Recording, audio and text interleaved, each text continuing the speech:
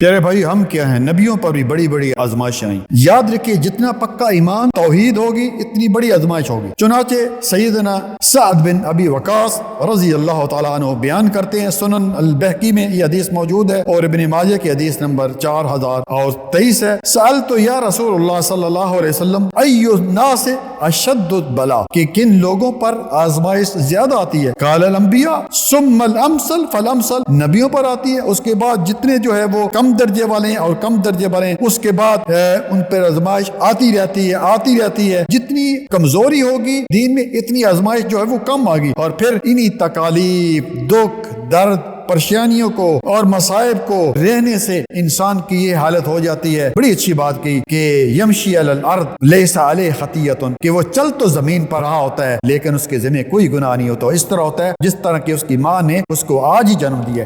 اس لیے آزمائشوں پر شور شرابہ نہ کیا کرے، بلکہ اللہ تعالیٰ کا شکر ادا کیا کرے اور اللہ تعالیٰ سے دعا کیا کرے۔